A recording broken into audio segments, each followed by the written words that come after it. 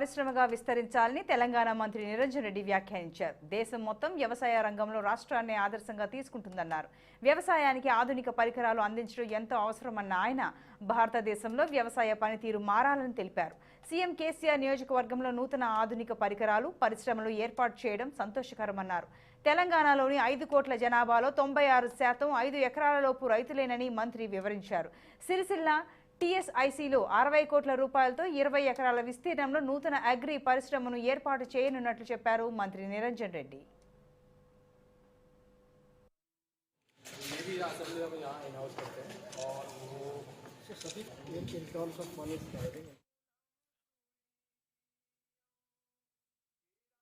ఆధునిక నవీన యుగంలో వ్యవసాయం ఒక పరిశ్రమగా ఎదగాలి, ఒక పరిశ్రమగా స్థిరపడాలి.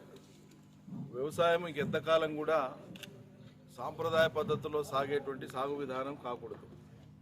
వ్యవసాయము ఇప్పుడు మారుతున్నటువంటి ప్రపంచ ఆహార పరిస్థితులను దృష్టిలో పెట్టుకొని ప్రపంచంలో ఇప్పటికే 800 కోట్ల జనాభా దాటిపోయింది. ప్రపంచపు ఆహారపు అలవాట్లను, ఆహారపు అవసరాలను తీర్చగలిగేటువంటి శక్తి ప్రపంచంలో ఉండేటువంటి కొద్ది దేశాలకే ఉంది. అందులో ప్రధానంగా భారతదేశానికి ఆ శక్తి ఉంది. ఇక్కడ ఉండే భూమి కానీ, ఇక్కడ ఉండేటువంటి వనరులు కానీ, ఇక్కడ ఉండేటువంటి మానవ వనరులు కానీ, ఇక్కడ ఉండేటువంటి వాతావరణ అనుకూల పరిస్థితులు కానీ, అన్ని రకాల పంటలు పండడానికి యోగ్యమైనటువంటి పరిస్థితులు మనకు ఉన్నాయి. కాబట్టి దీన్ని ఒక బలంగా మార్చుకొని, ఒక శక్తిగా మార్చుకొని ప్రపంచ దేశాలన్నింటికీ అన్ని రకాల ఆహార పదార్థాలు, అవి పప్పు దినుసులు కావచ్చు, నూనెలు కావచ్చు, పండ్లు కావచ్చు, ఫలాలు కావచ్చు, ఆహార ధాన్యాలు కావచ్చు, అన్నీ ఇవ్వగలిగేటువంటి శక్తి భారతదేశానికి ఉంది. సో మనకు ఉన్నటువంటి హైయెస్ట్ పొటెన్షియల్ ఇది, అతి ఎక్కువ పొటెన్షియల్ ఇది. ఈ దేశానికి ఉండేటువంటి అతి పెద్ద సానుకూలత ఇది. దీన్ని గత 75 సంవత్సరాలుగా మనం సద్వినియోగం చేసుకోవాలి.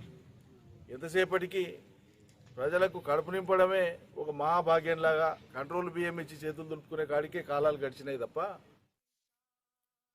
ప్రభుత్వ సలహాదారు సజ్జల రామకృష్ణారెడ్డిపై వైసీపీ రెబెల్ ఎమ్మెల్యే కోట